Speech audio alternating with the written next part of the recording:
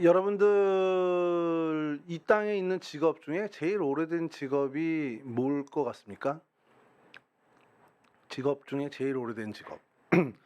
성경에서 보면 사실은 농사와 목축이 제일 오래됐죠. 아시죠? 그냥 뭐 이렇게 멍하고 이렇게 보지 마시고.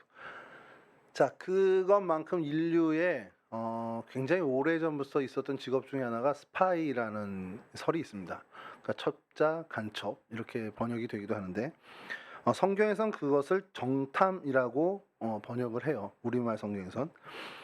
이게 성경에서 제일 먼저 등장하는 것은 창세기 42장에 요셉이 그의 형들을 만날 때 형들을 약간 누명을 씌우면서 몰아가는 것이 너희들 정탐이다. 너희들 간첩이다. 이제 새번역이나 현대 성경에서는 간첩으로 나오는데 너희들 간첩이구나. 우리가 어디가 취약한지 그거 염탐하러 왔구나. 이렇게 몰아가는 데서 처음 등장합니다. 두 번째로 등장하는 것이 민수기 21장인데 출애굽한 모세의 일행이 12명의 정탐꾼이라고 해서 가나안 땅으로 이제 보냅니다. 그 정탐꾼들이 가서 이제 둘러보고 보고를 하는데 그때 사용된 이 정탐이 또 우리 스파이라는 뜻이고요. 그리고 세 번째로 등장하는 본문이 바로 오늘 여호수아입니다. 이제 여리고성을 정탐하러 들어가는데요. 여리고성 정탐은 좀 약간 스토리를 좀 거기다가 매겨놨죠. 라합이라는 여자가 등장하고 그 집에 숨김을 받고 또 무사히 건져내어지고 나중에 여리고성을 쳐들어갔을 때 그 집은 보호를 해주는 그런 이야기가 있습니다. 이 오늘 말씀에서 이 상황을 보면서 좀 라합에 대해서 좀 생각을 해보려고 이제 한 주간 동안 준비를 하는데 이게 좀 불편했던 것이 하나가 성경 오늘 우리가 읽었지만 기생의 집에 들어가서 하면서 이 라합을 기생으로 표현을 하고 있어요. 성경 여러 버전에서 뭐 기생으로 표현하는 경우가 많은데 이 기생이 오늘날 새번역에는 뭐 창녀로 이렇게 소개가 돼 있기도 한데 이거를 요세푸스 역사서에서는 조금 다르게 얘기합니다. 왜냐하면 당시에 그 단어를 오늘날의 창녀라는 개념으로 쓰는 단어이기도 하지만 사실은 여관 주인을 쓰는 경우, 특별히 이제 여자 주인을 쓸 때 그 단어를 쓰는 경우가 많다라는 거예요. 고대 문헌에. 그러다 보니까 이 성경 역시도 그 당시의 문화를 이렇게 감안한다면 기생 라합이라고 하기보다는 그 여인 숙의 여주인 라합이라고 얘기할 수도 있겠다는 것이죠.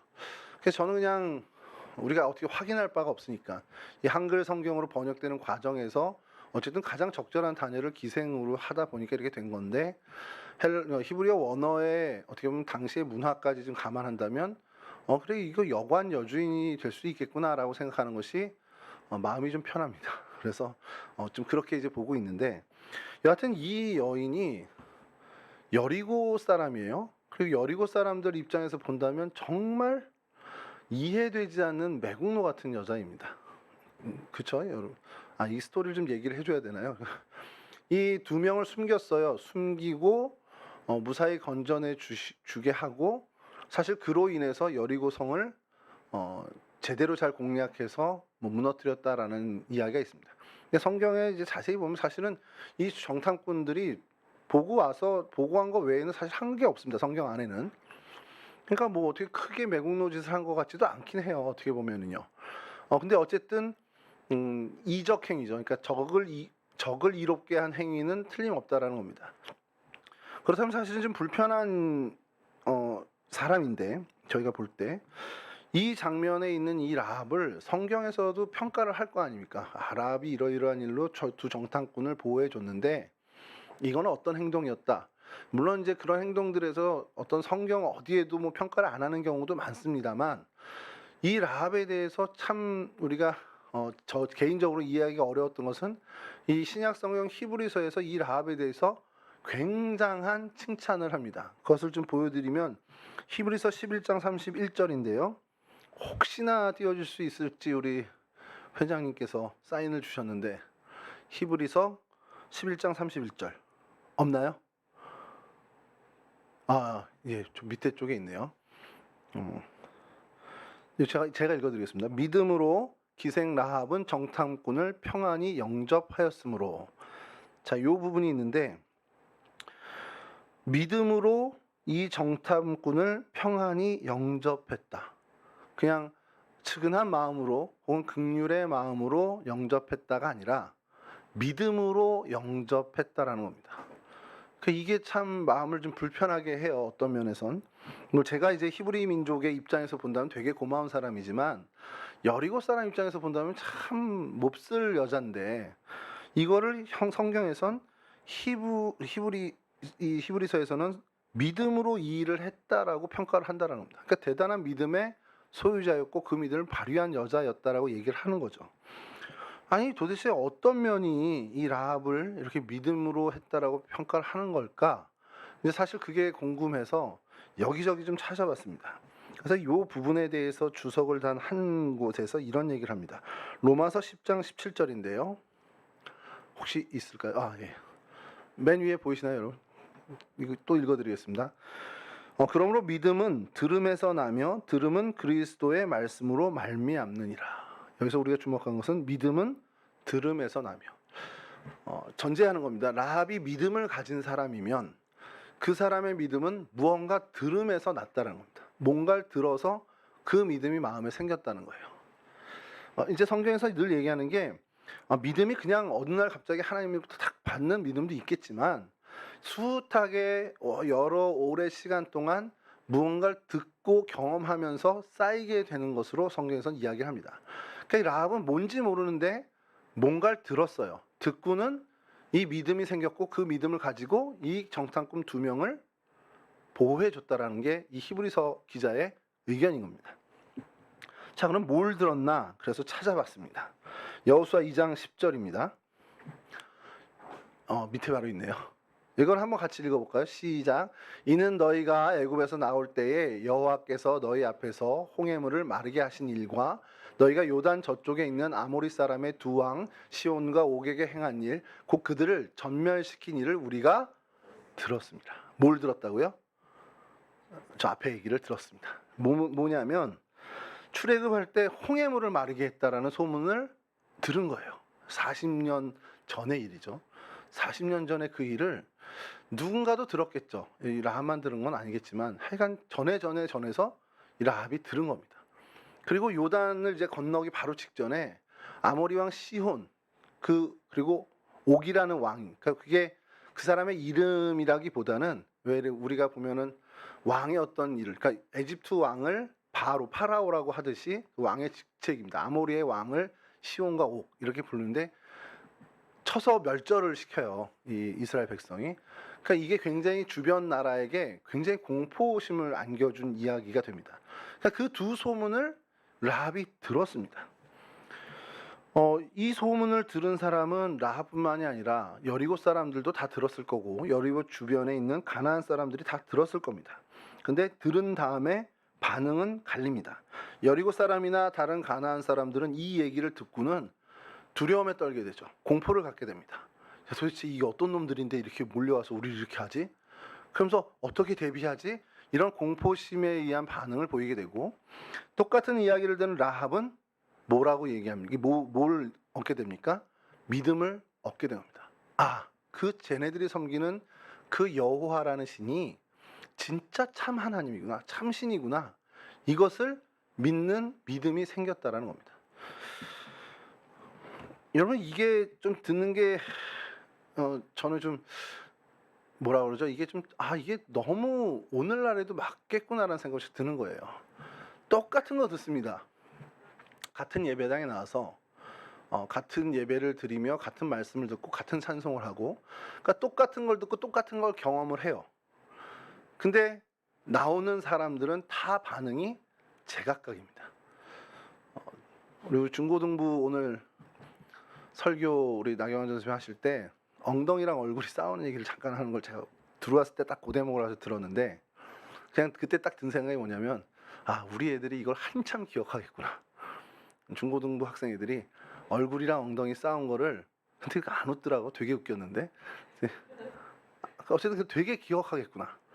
근데 그 중에는 분명히 엉덩이 얼굴 싸운 거 알아 그러면 그게 뭔데? 이럴 친구가 적어도 하나 이상은 있다 봅니다. 그게 저희 아들이 아니길 바랄 뿐인데 이게 똑같은 장소, 똑같은 시간에 똑같은 말씀을 듣는데도 반응은 다 다르더라는 거예요. 제가 이 라합의 이 이야기를 들으면서 이 성경 본문을 보면서 야, 이게 같은 얘기를 듣고 같은 걸 경험해도 완전 천지 차이가 날 수 있구나. 누군 그걸 듣고 아, 하나님이 위대하구나. 진짜 저분이 하나님이구나라는 것을 깨닫는 사람이 있는가 하면, 한쪽은 야, 이거 어떻게 대비하지? 쟤네들한테 어떻게 우리가 안면을 할 수 있지? 저것들을 어떻게 물리치지? 라는 생각으로 전혀 엉뚱하게 생각할 수도 있겠구나라는 겁니다. 여호수아 2장 11절인데요. 여호수아 2장 11절인데 요거 제가 읽어드리겠습니다. 우리가 듣자 곧 마음이 녹았고 너희로 말미암아 사람이 정신을 잃었나니 너희의 하나님 여호와는 위로는 하늘에서도 아래로는 땅에서도 하나님이시니라. 그러니까 사람들이 모두가 다 마음이 녹았고 다 놀란 거예요. 다 놀랬고 두려움과 공포에 떠는 건 사실 비슷했지만 이 뒷얘기가 중요합니다. 자, 그런 다음에 이 라합은 뭐라고 얘기하냐면 니네 하나님은 정말 하늘에서도 하나님이고 땅에서도 하나님이시구나. 거기로 이어진다는 겁니다. 그 들음으로 인해서 하나님에 대한 완전한 믿음이 라합에 생겼다는 거예요. 다른 여리고 사람들, 다른 가나안 사람들은 거기까지는 못 가는 거죠. 마음이 높고 불안하고 공포까지는 있지만. 여러분, 이런 말씀, 믿음은 들음에서 시작된다라는 이 성경 말씀이 참 이제 살아가다 보니까, 제가 50이 이제 됐는데 살아가다 보니까 참 이게 맞구나라는 것을 점점 더, 아까 말씀드린 것처럼 교회에 있으면서 점점 더 확신을 하게 되더라는 겁니다. 이게 신약 시대에도 비슷한 일들이 보여지는데요. 사도 바울이 데살로니가에 있는 교회들에게 복음을 전파해요. 그리고는 그들의 복음에 대한 반응을 이제 봤습니다. 그리고 그것을 데살로니가 2장 13절에서 이야기를 해주는데, 내가 복음을 너희 교회에 전했더니 너희들이 이렇더라라고 하면서 데살로니가전서 2장 13절에 그 얘기를 합니다. 이것도 제가 좀 읽어드리겠습니다. 이러므로 우리가 하나님께 끊임없이 감사함은 너희가 우리에게 들은 바 하나님의 말씀을 받을 때에 사람의 말로 받지 아니하고 하나님의 말씀으로 받음이니 진실로 그러하도다. 이 말씀이 또한 너희 믿는 자 가운데서 역사하느니라. 이 데살로니가 교회 사람들이 참 감사한 것이, 이 바울이 전한 이 복음을 사람의 이야기로 들은 게 아니라 하나님의 말씀으로 듣더라는 겁니다. 당시에 데살로니가 교회 사람들만 이 복음을 들었겠습니까? 그 지역의 많은 사람들, 그 공동체에 속하지 않은 많은 사람들도 이 바울이 전하는 이야기를 분명히 들었을 겁니다. 근데 그들은 그 이야기를 사람의 말로 들었다는 거고, 이 데살로니가 교회 공동체의 지체들은 그 말을 하나님의 말씀으로 들었다라는 것이죠. 오늘날에도 들려지는 이 복음 말씀이 그게 찬양의 어떤 멜로디를 담겨서 여러분들의 마음에 들릴 수도 있고요. 설교 말씀을 통해서 들릴 수도 있고, 여러분들이 큐티를 하는 가운데 그 말씀을 눈으로 접할 수도 있습니다. 자, 그렇게 들어온 말씀이 하나님의 말씀으로 들려져야 한다라는 것이죠. 친구들하고 얘기하고 얘기하는 가운데도 하나님 말씀하실 수 있지만, 일단 그거는 두 번째로 좀 잠깐 놔두더라도 여러분들이 어떤 예배를 통해서나 찬양을 통해서나 기도를 통해서나 말씀을 통해서 접하게 된 하나님 말씀을 하나님의 말씀으로 듣게 되기를 간절히 바란다는 겁니다. 이게 참 중요하죠. 하나님의 말씀을 하나님의 말씀으로 듣는 것, 하나님의 말씀을 사람의 말이 아닌 하나님의 말씀으로 일단 들을 수 있다라는 귀가 있다라는 건 굉장한 축복이라는 겁니다. 말씀 가운데 역사하시는 하나님, 그 말씀의 형태는 여러분 설교 말씀만 얘기하는 게 아닙니다. 설교, 큐티, 찬양의 가사, 그 모든 것들을 다 통틀어서 하나님이 말씀하실 때 그 말씀 가운데 하나님을 만난다. 이게 오늘 본문의 라합이 하나님을 만나게 된 정말 결정적인 어떻게 보면 방법이었다라는 겁니다.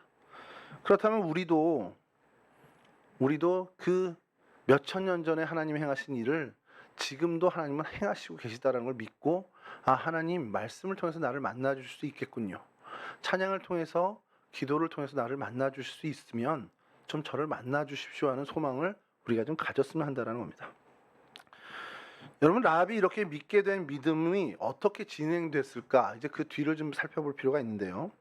어떻게 그 견고한 그 확신으로 이어져 갔는지, 여호수아 2장 9절입니다. 요걸 또 한번 제가 읽어드릴게요. 여호수아 2장 9절인데 말하되 여호와께서 이 땅을 너희에게 주신 줄을 내가 아노라. 우리가 너희를 심히 두려워하고 이 땅 주민들이 다 너희 앞에서 간담이 녹나니. 말하되 여호와께서 이 땅을 너희에게 주신 줄 내가 아노라.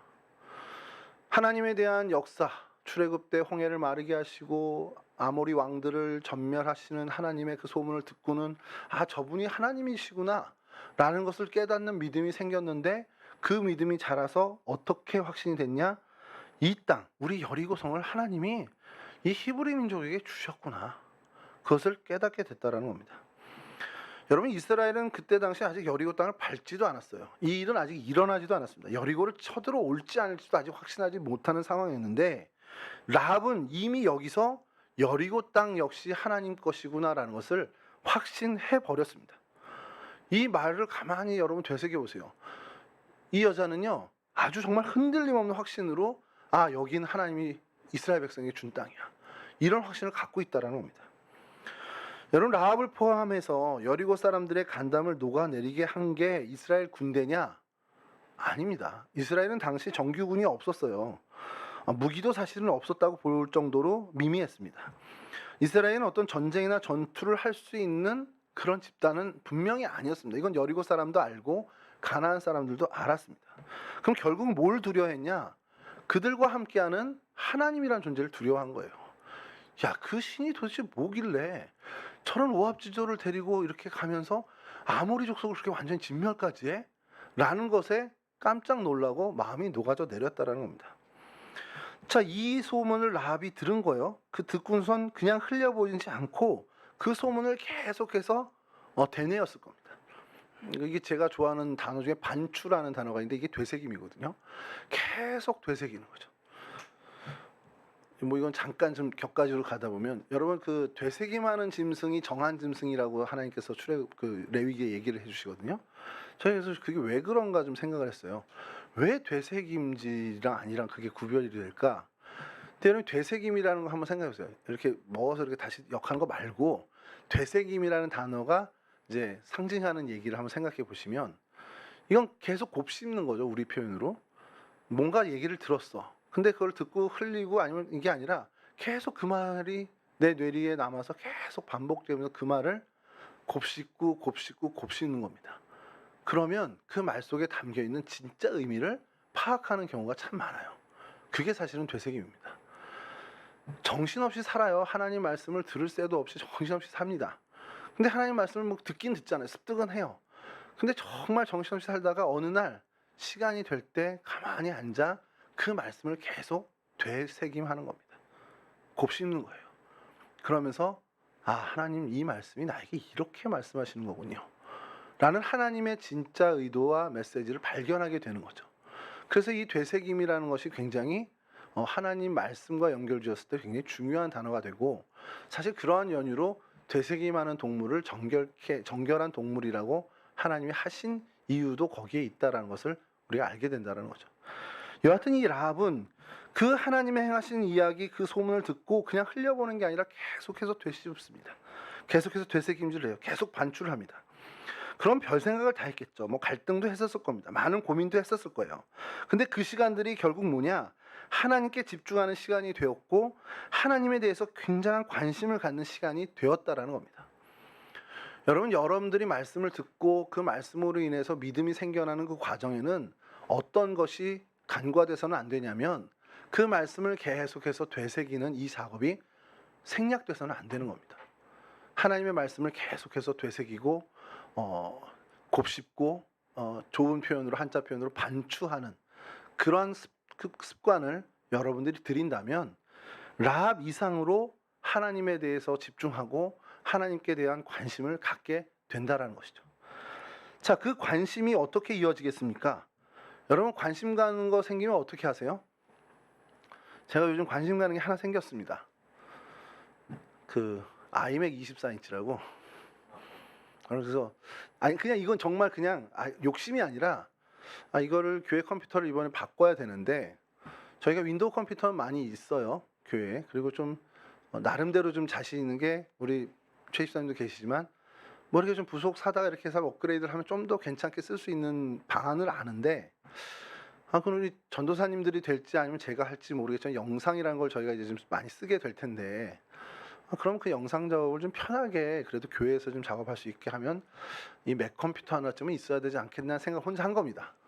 그러면서 이렇게 뒤적뒤적 하니까 맥 미니도 있고 노트북 맥북도 있고 한데, 그래도 그냥 데스크탑 류가 낫지 않겠냐. 그래서 맥 프로는 너무너무 고가고, 그래서 보니까 얼추 저희가 컴퓨터를 사는 정도의 가격에 있더라는 거죠. 그래서 그걸 이제 관심 갖게 됐는데, 관심을 가지니까 어떻게 됩니까? 알아보게 되죠. 심지어 방강일 전사님을 붙잡아 놓고 그건 어때? 27인치 비해서 어때? 오늘 물어봤어요. 그랬더니 긍정적인 답을 얻었습니다. 그럼 긍정 체크 하나 했죠.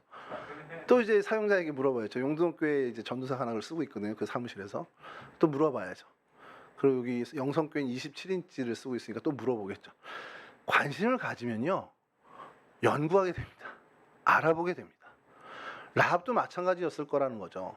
하나님에 대해서 듣고 그 소문을 계속해서 되새기다 보니 하나님이 하나님이네, 이분이 진짜 하나님이네라는 것을 알게 되면서 관심을 갖게 되고 하나님께 집중하는 시간을 계속 갖다 보니까 하나님에 대해서 점점 더 알아가는 거죠.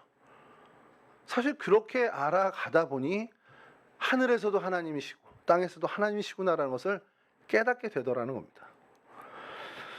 여러분, 제가 제 얘기를 좀 잠깐 드려서 죄송하지만 신학대학을 입학을 했는데, 신학대학 입학의 그 출발이 저는 제 동기들과 많이 달랐습니다.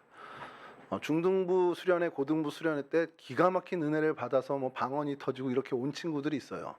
대다수가 그랬습니다. 60명 중에 한 50명은 그랬던 것 같아요. 나머지 10명 중에 5명 군대 가고, 입학과 동시에 군대 5명이 남았는데 저를 포함한 5명은 너 왜 왔니? 엄마가 가래서 왔어. 저도 마찬가지였습니다. 부모님의 서원으로 인해서 어쩔 수 없이 끌려온 듯한, 저는 국어 선생님이 되고 싶었는데 고3 때 이제 강력한 어머니의 그 푸시로 인해서 그냥 원서를 딴 데도 못 쓰고 그냥 신학대학을 가게 됐어요. 여러분, 그렇게 오니까 어떤 게 생기냐면 주변의 동기들은 다 뭔가 믿음의 한 획들이 있는 겁니다. 저는 그게 없잖아요. 사실 성경을 얘기로만 많이 알았지 그 성경을 통해서 하나님 말씀이 이렇게 이런 것도 없고, 성령 체험 이런 거 고2 때 그 수련회 가서 되게 뜨거운 체험은 했지만 그건 그거지, 그게 꼭 목사를 해야 되는 건 아니잖아요. 그러니까 제가 계속해서 친구들, 동기들에 비해서 이게 떨어지는 것을 한 4월, 5월까지 그렇게 느끼다가 이렇게 가서는 안 되겠다, 때려치든가 나도 저들처럼 되든가 둘 중에 하나를 해야겠다는 결단을 하게 됐습니다. 그래서 예수자전단에 있는 선배를 따라서 미니 DTS를 갔죠. 일주일 동안 들어가서 그냥 미친놈처럼 살았습니다. 정말 성경 계속 아침 뭐 먹고 성경 보고, 점심 먹고 성경 보고, 저녁 먹고 성경 보고, 기도하고 자고, 아침에 일어나서 기도하고, 아침 먹고 성경 보고, 계속 그렇게 일주일을 지냈는데, 여러분, 그렇게 하다 보니 하나님의 말씀이 보이기 시작하더라는 거죠. 그리고 그 말씀이 들리기 시작하고, 그래서 정말 많이 듣게 되고 많이 배우게 되고 정말 많이 공부하게 됐습니다. 그러면서 제가 그 일주일 기간에 천국을 맛봤다라고 이제 돌아와서 얘기를 했는데, 하나님 말씀은 이렇게 다윗이 표현한 것처럼 송이꿀보다 더 달구나라는 것을 그때 체험을 했습니다. 물론 지금도 그렇지만 그때보다는 좀 덜 달아요. 근데 여하튼 그때 그걸 체험하고 나니까 그래, 내가 이 길을 가는 게 맞구나, 이 길이 정말 나에게 가장 큰 기쁨이 되겠구나라는 것을 경험하게 됐습니다. 제가 그런 경험을 하고 난 다음부터 신앙의 어떤 뭐 전도사를 사역할 때도 그렇고, 주변의 후배들이나 친구들을 만날 때도 그렇고, 하나님에 대해서 좀 알아가 봐라, 말씀에 대해서 좀 알아가 보고 나중에 얘기 좀 해보자, 그 얘기를 합니다. 뭐 기독교 신앙이 어떻고, 뭐 교회 다니는 사람들이 어떻고, 이런 얘기들 한 친구들이 주변에 있어요. 그러면 그러니까 왜 그 사람들이 그런지, 왜 교회가 그런지, 왜 예배가 그런지 너 한번 좀 알아보고, 좀 하나님에 대해서 알아보고, 기독교가 얘기하는 진짜 기독교의 얘기가 뭔지 좀 들어보고 그 다음에 좀 얘기하자라고 얘기를 하게 됩니다. 정말 관심 많이 갖고 한번 들어보라고, 정말 관심 갖고 한번 배워보라고 그렇게 권면을 합니다. 그렇게 해서 다행히 그 길을 간 친구들이 있습니다. 그 친구들은 지금도 정말 확고한 신앙 안에 있는 친구들이 있어요.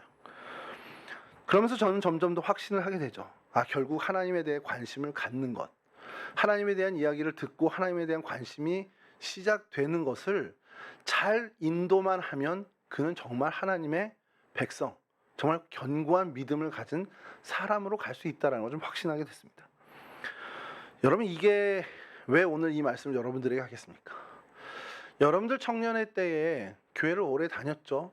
내가 교회 경력이 몇 년인데 이렇게 얘기할 수 있을 겁니다. 그 교회 경력 몇 년인데에 걸맞게 하나님에 대해서 관심 갖고 하나님에 대해서 그만큼 집중하고 연구하고 알아본 기억이 있냐라는 거죠. 뭐 잠깐의 기억들은 단편적으로 있을 수 있습니다.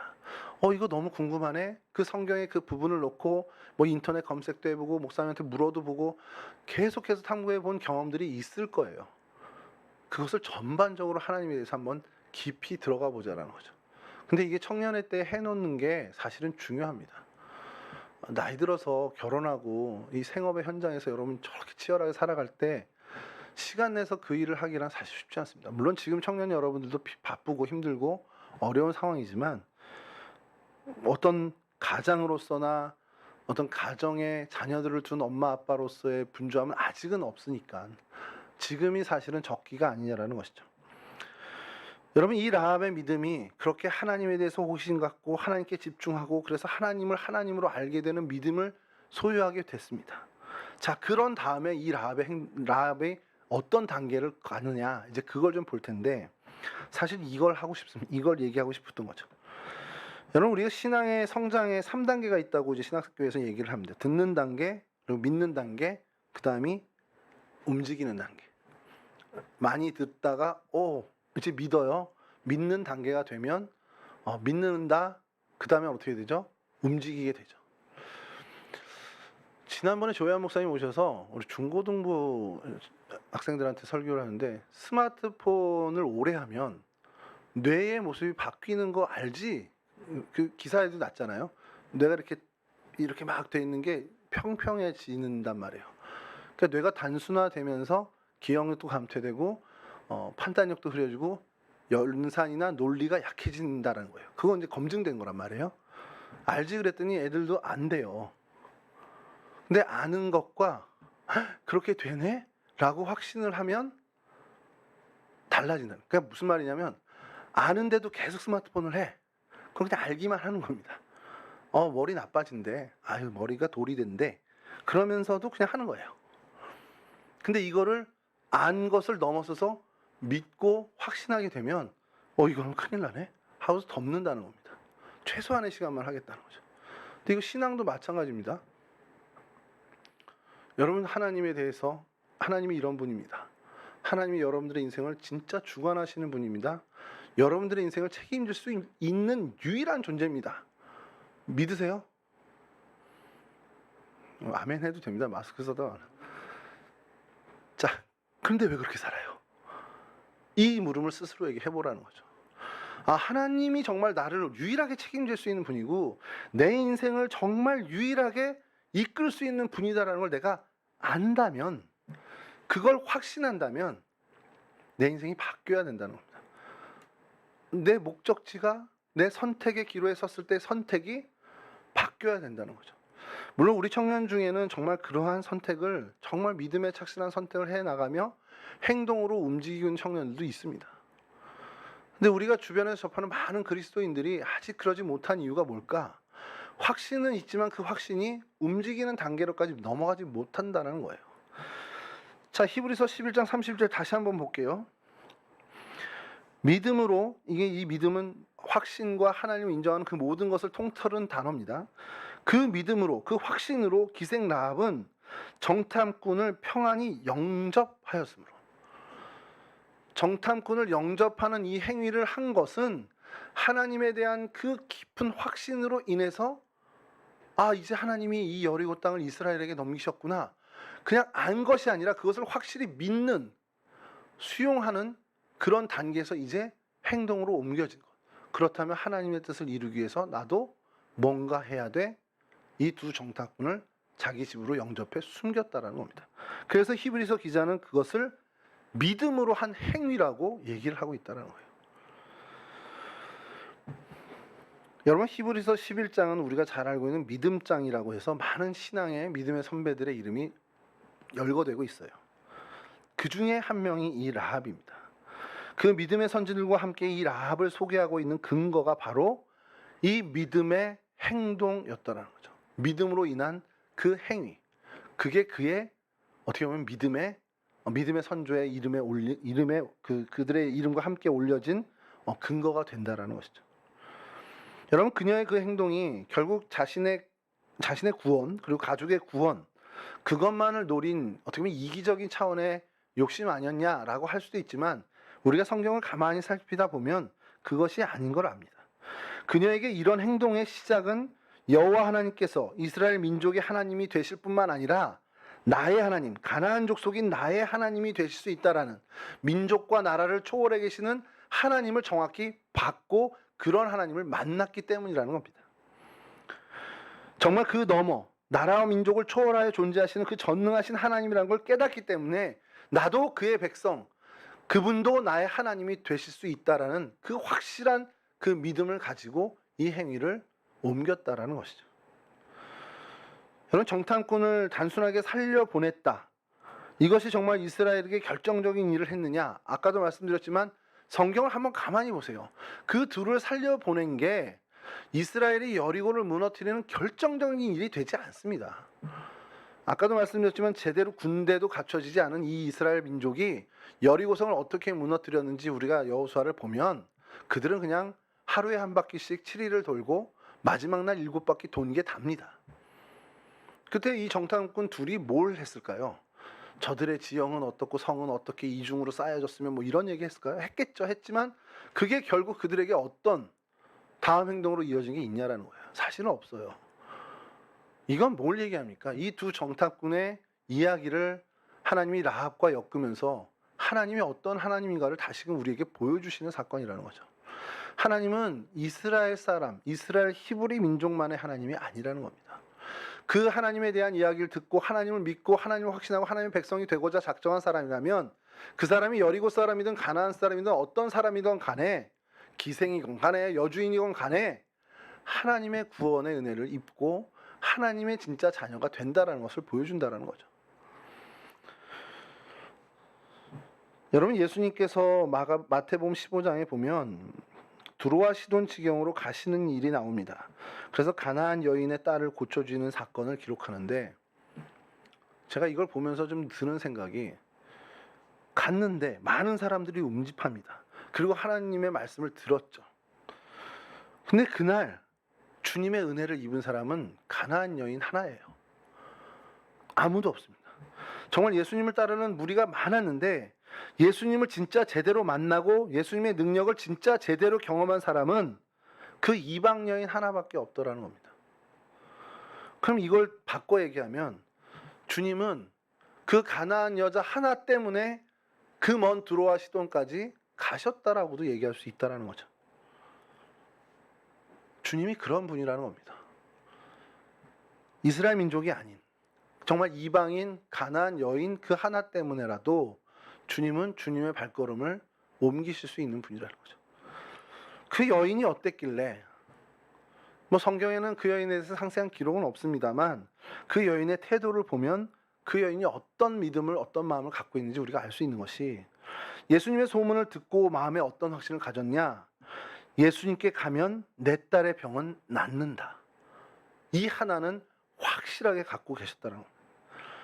그리고 예수님의 소문을 듣고 그 심령에 그 믿음이 생겼고 그 믿음이 확신으로 그리고 행동으로 옮겨지게 됩니다. 이 여인은 예수님에게 가까이 가려고 했는데 계속해서 천대를 받습니다. 심지어 예수님마저도 자녀의 먹을 것을 계획해 주지 않는다라고까지 표현을 하면서 이 여인을 어떻게 보면 테스트하세요. 그때 이 여인이 뭐라고 합니까? 개 취급을 받으면서도 그래도 주님, 개도 주인의 상에서 떨어지는 부스러기는 먹지 않습니까? 이 이야기를 주님께서 기쁘게 받으시고 주님께서 은혜를 베풀어 주시죠. 여러분 이것에서 우리가 얻게 되는 교훈은 라합과 동일한 교훈을 얻어야 되는 것이 정말 올바른 신앙의 확신은 이 믿음의 행동으로 옮겨지게 돼 있다는 겁니다. 내가 믿음의 행동에 좀 약하다.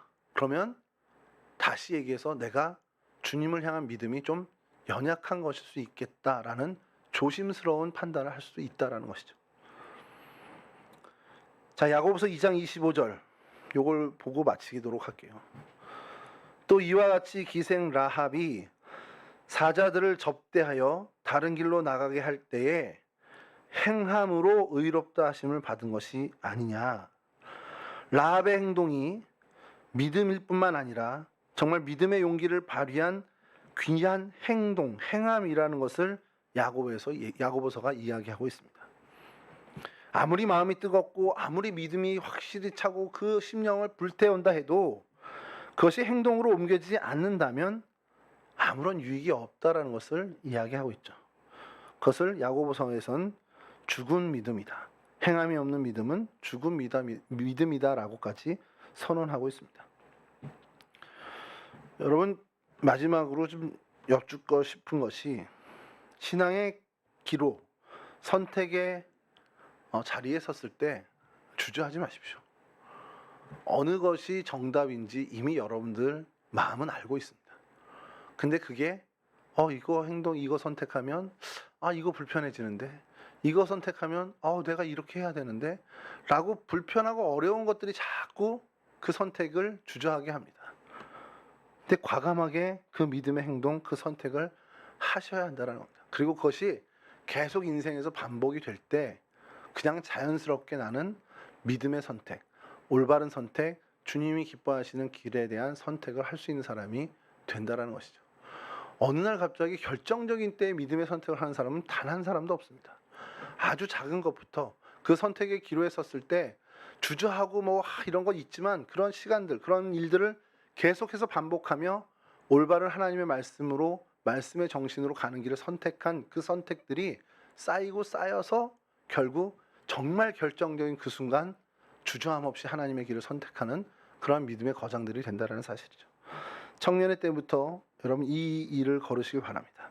라합이 이 행동을 통해 가족과 그 모든 사람들이 구원을 받은 것, 그리고 메시아의 조상이 되었던 그 어떤 부수적인 결과는 사실 별로 우리에게 중요하지 않을 수 있습니다.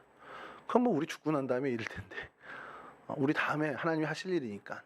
그러나 결정적으로 하나님의 백성다운 삶을, 그래서 하나님이 주시는 그 평안과 하나님이 주시는 그 기쁨을 누리는 진짜 행복자로 살아갈 수 있는 길이 거기에 있다라는 것을 여러분 놓치지 않기를 주님의 이름으로 간절히 축원합니다. 잠깐 기도하겠습니다. 좋으신 아버지 하나님 감사합니다.